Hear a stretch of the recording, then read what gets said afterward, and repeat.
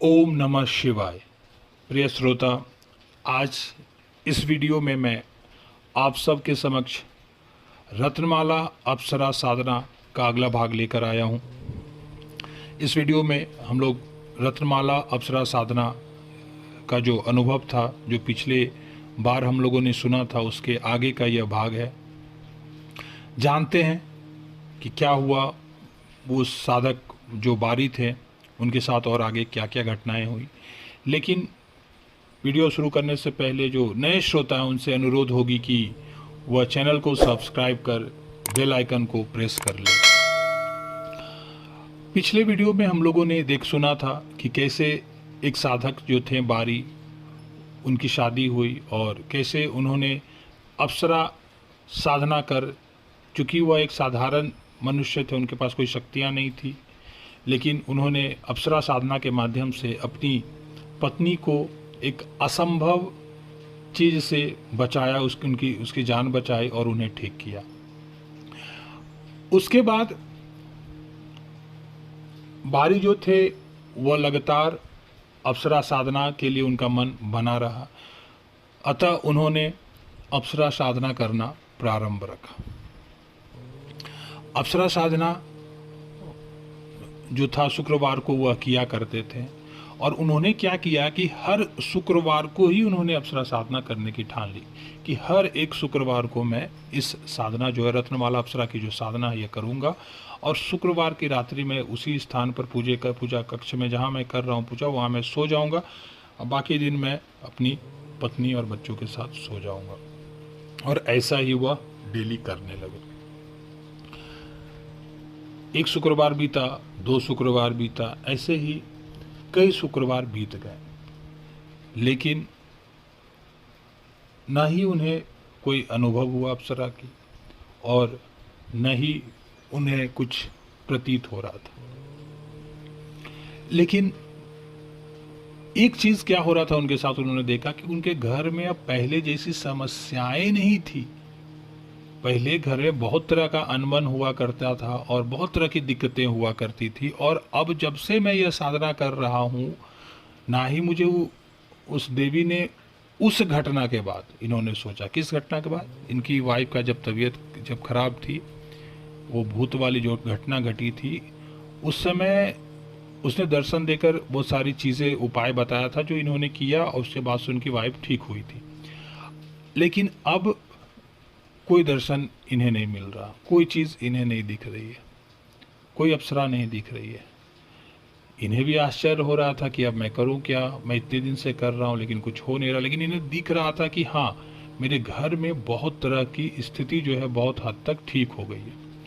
अतः इन्हें एक शुक्रवार को करना होता था, तो एक शुक्रवार यह कर लिया करते थे। अब दिक्कत इनके पास देखिए कहाँ आई।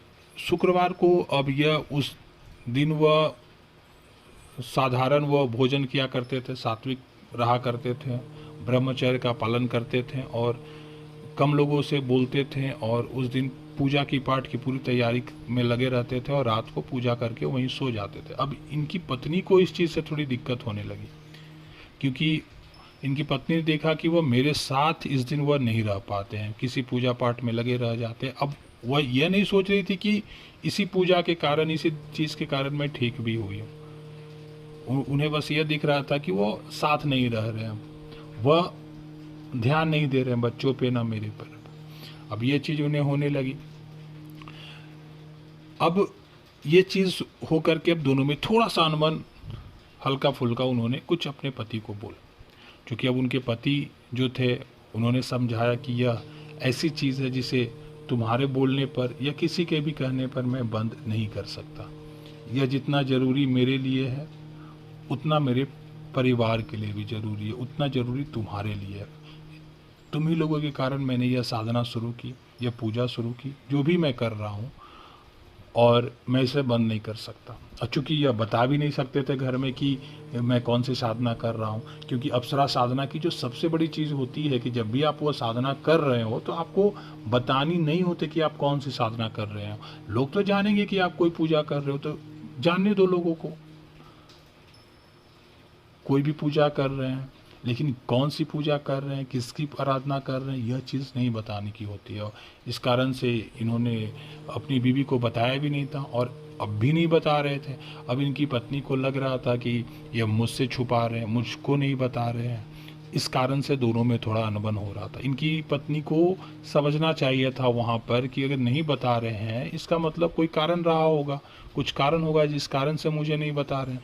लेकिन उतना वह समझी नहीं और थोड़ा मोड़ा अनबन हुआ भी। लेकिन इन्होंने अपनी साधना को बंद नहीं किया, इन्होंने अपनी साधना चालू रखी। होता क्या है कि जब भी अप्सरा साधना करते हैं तो थोड़ा मोड़ा कष्ट, कहीं ना कहीं से समस्याएं उत्पन्न होती है ताकि आप इस साधना को छोड़ दो। और ऐसी समस्या इसलिए उत्पन्न होती है क्योंकि यह आपकी परीक्षा होती है और ऐसी ही चीज़ें इनके साथ होने लगी। अब चूंकि इन्होंने यह साधना अपनी बीवी के लिए नॉर्मली स्टार्ट की थी, बीवी तो ठीक हो गई थी, लेकिन अब इन्हें पता चल गया कि अब इसी साधना से मैं अपनी घर और अपनी सारी जो समस्याएं उसको दूर कर पाऊंगा। तो यह उससे जुड़े हुए थे और इस साधना के नियम भी हैं कि आप इन साधना के बारे में किसी को आप बता नहीं सकते। इस कारण से किसी को बताते भी नहीं थे। और इस साधना की जो परीक्षाएं होती हैं, जैसे जो वो देवियाँ परीक्षा लेती हैं, तो वो इनकी भी परीक्षा ले रही थी। इनकी बीवी से अनबन होना या छोटी मोटी चीज़ों में हो जाना, ऐसी चीज़ें इनके साथ होने लगी, लेकिन इन्होंने इस साधना को बंद नहीं किया। ऐसे ही कुछ शुक्रवार बीतने लगा। एक शुक्रवार की रात्रि बारी ने, जो साधक बारी हैं, उन्होंने बताया कि एक शुक्रवार की रात्रि जब वो बैठे हुए थे तो उनके शरीर में ना एक अलग तरह का सिहरन सा हो गया, सिहरन सा हो उठा। सिहरन सा हो उठा मतलब उन्हें ऐसा लगा कि जैसे उनका पूरा शरीर थरथरा सा गया हो। और ऐसी चीज़ें तब होती है जब कोई चीज़ जो है शरीर में, कोई बहुत ही कोमल सी चीज़, अदृश्य चीज़ शरीर में आकर सटती हो या वहाँ आने का आभास कराती हो। जब इनके शरीर में सिहरन हुई उस रात को तो ये थोड़े से घबरा से गए। घबराने के बाद इन्होंने अपनी आंखें खोली और खोलकर वो इधर उधर वो देखने लगे। उन्हें कुछ नहीं दिखा। फिर उन्होंने आंखें बंद की और मंत्र जप तो वो कर ही रहे थे, वो मंत्र जप में लीन हो गए। कुछ देर के बाद उन्हें ऐसा एहसास हुआ कि कमरे में बहुत सुंदर तरह की एक सुगंध आ गई और वह सुगंध जो है वो इतनी मनमोहक थी कि ऐसा सुगंध उन्होंने कभी जिंदगी में कभी नहीं सूंघा था कभी। उस तरह का जो वातावरण उनके कमरे में जो छा गया था, जो मधुरता उनके कमरे में छा गई थी, और वो सारी मधुरता उनके नाक के द्वारा होते हुए उनके मस्तिष्क में जाकर के घुल रही थी, जिस कारण से उनका मन जो था बिल्कुल मंत्रमुग्ध हो उठा। उन्हें ऐसा प्रतीत हुआ कि जैसे सच में कोई मेरे कक्ष में आ गया है। उन्हें ऐसा लगने लगा कि हो ना हो यह जरूर उसी अप्सरा का ही काम है, यह हो ना हो यह वही अप्सरा है जो अदृश्य रूप में आकर मेरे कमरे में आई है और मेरे मन को मंत्र मुक्त की हुई है। अब ये सारी चीज़ें उनके मन में आने लगी, ऐसे विचार उनके मन में आने लगी। और सच भी यही था, बात भी यही थी उनके साथ। चूँकि उन्होंने आंखें भी खोली थी तो अप्सरा तो उन्हें दिख नहीं रही थी, लेकिन उन्हें पता चल गया था कि वह इस कक्ष में कोई है, वह अप्सरा है। किसी तरह उन्होंने उस दिन पूजा करने के बाद जब वो सोने लगे तो उनके मन में थोड़ा सा डर था। उनका मन हुआ कि जाकर अपनी पत्नी के समीप सो जाऊं, लेकिन चूंकि अब उन्हें ये पता था कि मैं जब इतना कुछ हो रहा है इसका मतलब है कि मैं अपनी सफलता के बहुत निकट हूँ। इस कारण से उन्होंने वहीं पर सोने का निश्चय किया और वहीं पर वह सोए। पूरी रात उन्हें ऐसी नींद तो नहीं आई, लेकिन किसी तरह वह रात कटी। सुबह वह काफ़ी प्रसन्न थे और वो अपनी प्रसन्नता को वो चाहते थे अपनी पत्नी को बताना, लेकिन वह चाह करके भी नहीं बता पा रहे थे क्योंकि उन्हें बताना नहीं था। काफ़ी प्रसन्न रहे। अगले दिन उन्होंने, अब अगला तो दिन तो नॉर्मल था, अब उनको अगले शुक्रवार को करनी थी पूजा। अब अगले शुक्रवार का वह इंतजार करने लगे। यहीं पर इनसे दिक्कत हो रही थी, यह केवल शुक्रवार के दिन ही कर रहे थे। जब अप्सरा ने कुछ संकेत दे दिया तो आपको ऐसे भी लगातार हर रोज के लिए लग जाना चाहिए था। लेकिन यह हर रोज के लिए नहीं लगे रहे और यह फिर अगले शुक्रवार का इंतजार किया। अगले शुक्रवार के समय भी इन्हें कुछ हल्का फुल्का एहसास हुआ ऐसी चीज़ों का कि जैसे वो अप्सरा इनके कमरे में आ गई हो। इनको यह एहसास हुआ। 2-3 शुक्रवार को इन्हें तो ऐसा ऐसा प्रतीत होने लगा। अब इनको यह चीज़ इनके साथ होने लगा कि इन्हें पता होने लगा कि अब जब भी मैं पूजा करता हूँ तो पूजा करने के दौरान वो अप्सरा मेरे कमरे में आती है और जब मैं सोता हूँ तो वो इसी कमरे में रहती है। यह चीज़ उन्हें अनुभव होने लगा। अब इनके साथ एक चीज़ क्या हुई कि उसी शुक्रवार में इसके बाद एक दिन वह नहा रहे थे, स्नान कर रहे थे और स्नान करते समय इनकी पत्नी जो है उन्होंने इनके बाह में 2-3 उंगलियों का निशान देखा। निशान देखने के बाद उनकी पत्नी ने पूछा कि यह निशान किसका है, क्या कहाँ से आया। अब इन्हें भी आश्चर्य लगने लगा कि ये हाथ का, ये उंगलियों का निशान मेरे शरीर पर कहाँ से आ गया। इन्होंने काफ़ी कुछ सोचा। इन्होंने अपने हाथ से उस निशान को रगड़ना शुरू किया कि ये रगड़ने से हाथ का निशान है मिट जाएगा, लेकिन वो निशान नहीं मिट रहा था। उन्हें काफ़ी आश्चर्य हो रहा था। फिर इन्हें समझ में आया कि यह निशान उसी अप्सरा का दिया हुआ है। अब वो बता भी नहीं सकते थे अपनी पत्नी को। उनकी पत्नी बार बार इस चीज़ को पूछे जा रही थी और ये अपनी पत्नी को किसी तरह बोलकर उस बात को उन्होंने टाला, क्योंकि वो मेन चीज़ तो बता नहीं सकते थे कि मैं किसी अप्सरा की साधना कर रहा हूँ और अप्सराएं ऐसा करती हैं कि जब वो खुश होती हैं या जब वो निकट हो जाती हैं सिद्ध होने की तब वह इस तरह का निशान देती हैं। ये चीज़ सारी कुछ चीज़ तो बता नहीं सकते थे। तो ये चीज़ उनके साथ एक घटना हुई। अब उनका जो आत्मविश्वास था और बढ़ गया था। उन्हें पता था कि अब मैं सिद्धि के उस अप्सरा को पाने के एकदम निकट हूँ। चूँकि उन्होंने सुन रखा था, जान रखा था कि जिस दिन अप्सरा आएगी वह मेरे निकट में आकर बैठ जाएगी और उसके बाद मेरा हाथ पकड़ के मेरे से वचन, मतलब मुझे लेना है उसका हाथ पकड़कर वचन लेना है कि आजीवन तुम मेरे साथ रहोगी। और जिस रूप में इन्होंने की थी, बारी जी ने तो मित्र रूप में अप्सरा की साधना वह कर रहे थे और आजीवन उनके साथ रहना था। इनके मन में यही ख्याल आ रहा था। चूँकि वह पत्नी रूप में, प्रेमिका रूप में नहीं कर रहे थे क्योंकि उनकी ऑलरेडी ही पत्नी थी, तो वह मित्र रूप में कर रहे थे। अब और खुश हुए, उन्होंने वह निशान देखा तो उन्हें तो और खुशी हुई और वह साधना में और लगे रहे। साधना में लगे रहने के बाद एक दिन सडनली क्या हुआ,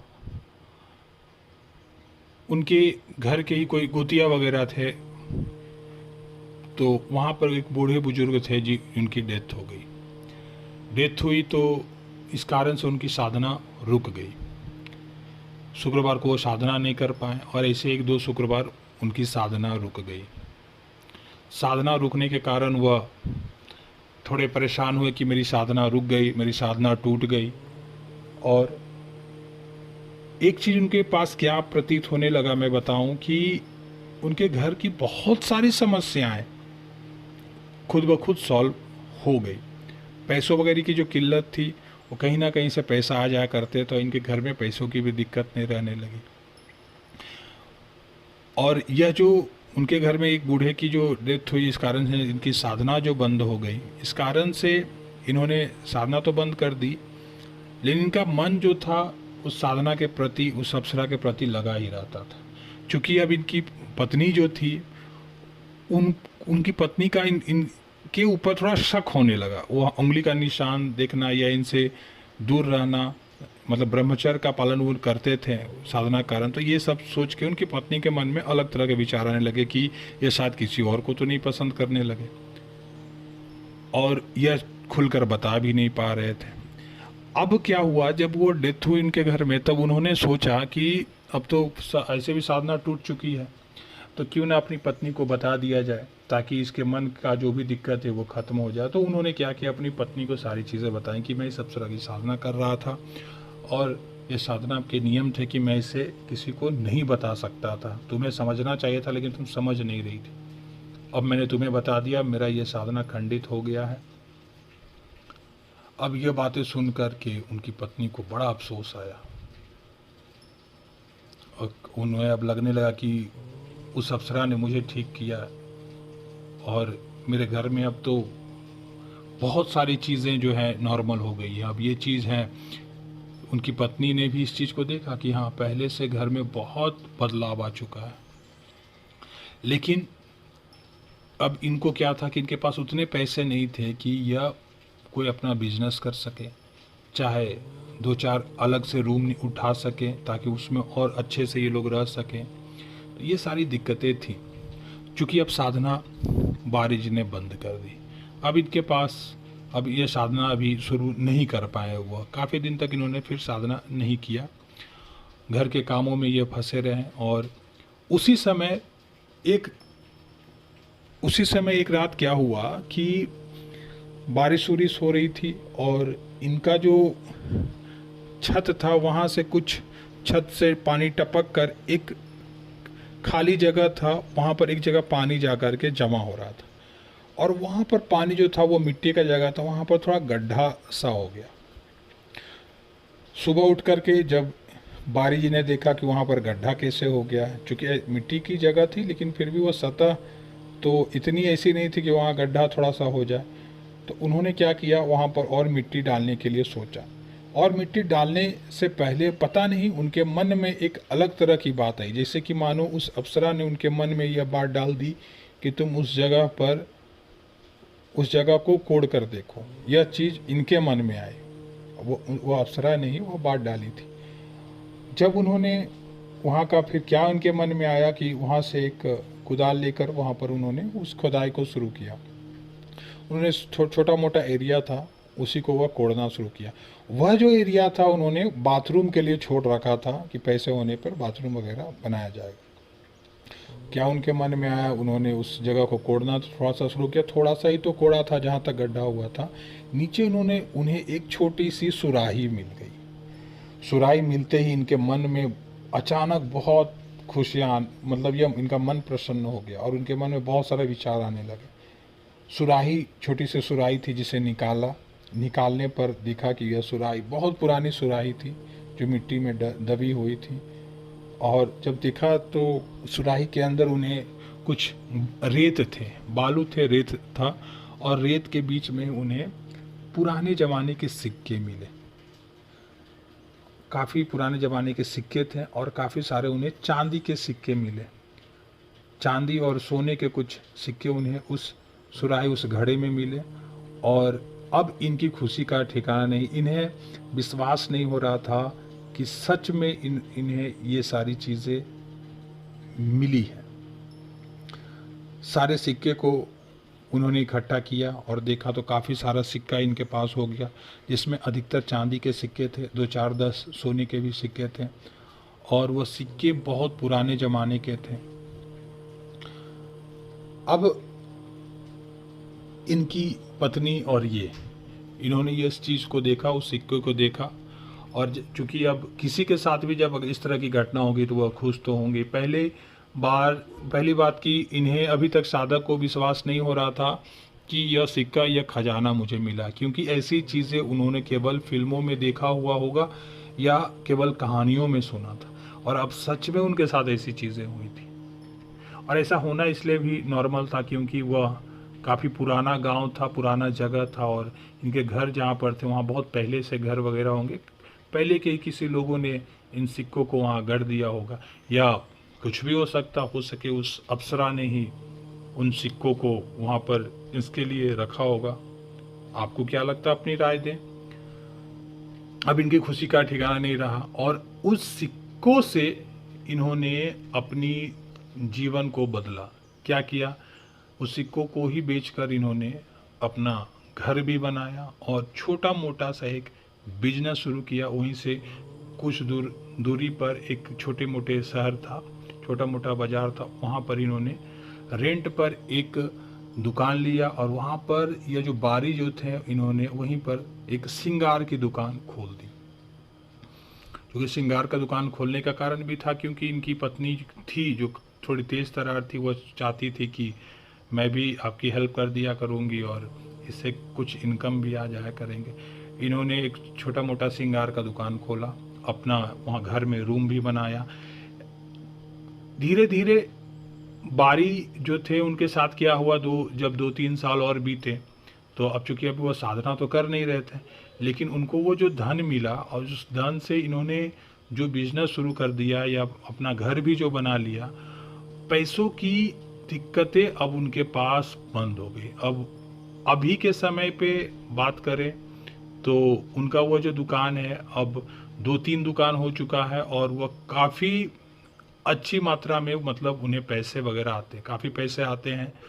और अब उनका घर पहले जैसा नहीं है, क्योंकि धन से काफ़ी संपन्न हो गए हैं। और कभी भी कोई दिक्कत होती है घर में या अगल बगल किसी को, तो वो उस मंत्र को पढ़ करके मन ही मन और उस दिक्कतों को दूर कर दिया करते हैं। गांव में भी छोटी मोटी चीज़ वो ऐसा कर देते हैं, जिस कारण से गांव में एक अलग तरह का यह जो साधक है उनका एक रुतबा बन रखा है। लोग इन्हें बहुत इज्जत आदर देते हैं और अभी तो काफ़ी अच्छी इनकी लाइफ हो रखी है। लेकिन मेरा व्यक्तिगत मानना था कि ये तो नॉर्मल लाइफ तो इनकी चल ही रही है, उन्होंने थोड़ी सी मिस्टेक की। अगर कुछ दिन अगर वो और लगे रहते तो उन्हें वो अप्सरा सिद्ध हो ही जाती।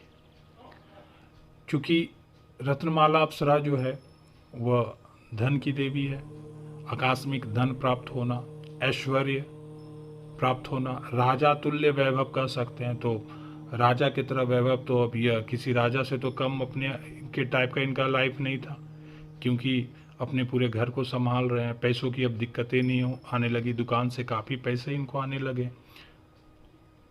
तो ये सारी चीज़ें इनके साथ हुई। इन्होंने अब इनकी लाइफ बदल रखी है और यह काफ़ी अब खुश है। एक ज़रूरी बात मैं आप सबको कहना चाहता हूँ, ध्यान से सुनेंगे। कई सारे ऐसे श्रोता हैं जो लिखते हैं कि उन्हें दिक्कत है, वह किसी से बहुत प्यार करते हैं, चाहे वो लड़की हो चाहे वो लड़के हैं, और वह रह नहीं सकते हैं और काफ़ी परेशान वह मुझे दिखते हैं। उनके मैसेज से मुझे पता चलता है वो काफ़ी परेशान है। आप सबको मैं एक चीज़ बताना चाहता हूँ, जो लोग भी समस्या से जूझ रहे हों, चाहे वो पति पत्नी में लड़ाई झगड़ा हो, अनबन हो, चाहे किसी से प्रेम हो और उसमें दिक्कतें हैं, जो भी चीज़ें हैं, मैं आप सबको कह देना चाहता हूँ कि ये सारी चीज़ें जो प्रॉब्लम्स होती हैं वो कुछ क्षण के लिए होती है। और प्रॉब्लम उन्हीं लोगों के साथ होती है जिनके पास कुछ बड़ा चीज़, कुछ अच्छा चीज़ होने वाला होता है। तो अगर किसी का साथ आपके साथ है और अगर किन्हीं का साथ आपसे छूट जाता है, तो उसके लिए खुद को इतना निराश और परेशान नहीं करना होता, क्योंकि भगवान ने आपके लिए और भी कुछ काफ़ी अच्छा चीज़ सोच रखा है। हो सके लाइफ में आपके पास आगे बहुत कुछ बड़ा और अच्छा होने वाला है। इसीलिए जो भी प्रकृति के नियम हैं, जो भी प्रकृति ने आपको दिया है, उस चीज़ को आप खुशी खुशी एक्सेप्ट करें और जो भी दिक्कतें प्रॉब्लम्स आ रही हैं उसे जीवन का एक भाग माने कि हाँ, आज मेरे पास यह चीज़ था, कल को वह नहीं रहेगा या नहीं है, ठीक है, परसों को और भी अच्छी चीज़ें होंगी और भी कुछ अच्छा मेरे साथ होगा। और एक चीज़ और देखेंगे कि आप परेशान हैं, कई लोग ऐसे श्रोता हैं जो परेशान हैं, और परेशानी के कारण ही आप लोगों ने YouTube में ये सारी चीज़ें देखने, सर्च करना शुरू किया कि कैसे आपकी परेशानियां दूर हों, और उसी परेशानियां के कारण आप इस चैनल से जुड़े, इस चैनल के माध्यम से मुझ तक जुड़े और आप वहाँ से यहाँ तक पहुँचे। अगर आपके पास वो समस्याएं नहीं होती तो शायद आप मेरे पास या इस चैनल से नहीं जुड़े हुए होते, और ना ही इन अप्सराओं के बारे में या देवी देवताओं के बारे में, ये सारे रहस्य अनुभव के बारे में आप कभी जान नहीं पाते। और अगर बहुत सारे लोग ऐसे हैं जो ये सारी चीज़ों को नहीं समझते, नहीं जानते, तो उनका जीवन क्या है, एक साधारण सा जीवन है। लेकिन आप जुड़े हुए हैं, आप इन सारी चीज़ों को देख रहे हैं, सुन रहे हैं, जान रहे हैं। आपका ये सौभाग्य है कि आप इन सारी चीज़ों से जुड़े हुए हैं, इन सारी चीज़ों को सुन रहे हैं, आप मुझसे जुड़े हुए हैं, और आप सबके ऊपर बहुत सारा आशीर्वाद और प्रेम तो हमेशा ही बना रहता है। भगवान शिव गुरुदेव हैं जो आप सभी मेरे जो भी सब्सक्राइबर श्रोता हैं, आप सभी के लिए मैं दुआ करता हूँ। जब भी मैं पूजा पर बैठता हूँ हमेशा दुआ करता हूँ और आप सबकी समस्याओं को मैं रखता हूँ और आप सबकी समस्याएं दूर होंगी, आप सबकी लाइफ बहुत अच्छी होंगी, ऐसी ही मेरी कामना रहती है हमेशा। लेकिन बहुत दुख होता है मुझे ये चीज़ें सुन करके कि लोग परेशान हैं किसी चीज़ को खो देने के कारण। परेशान ना हो, आपके पास और भी अच्छी चीज़ें आएंगी और भी बड़ा कुछ बड़ा और बेहतर होगा। और अगर आपको आपके लाइफ में अगर उसी चीज़ की ज़रूरत है जो आपको आपकी लाइफ से गई है या गया है, तो अगर वही ज़रूरी है तो आपको वही मिलेगा। बहुत सारे शुभ प्यार और शुभकामनाओं के साथ मैं इस वीडियो को संपन्न करता हूँ। अपनी समस्याएं लिखें और धैर्य रखें, लाइफ में सब कुछ अच्छा होगा। खुश रहें, खुश रहना सीखें और सबको खुश रखें। जो लोग आपके साथ खुश हैं उनको खुश रखें और जो खुश नहीं भी है उनको भी खुशियाँ और प्यार बांटें। ओम नमः शिवाय जरूर लिखें। भगवान शिव भोलेनाथ गुरुदेव आप सबका कल्याण करेंगे। ओम नमः शिवाय।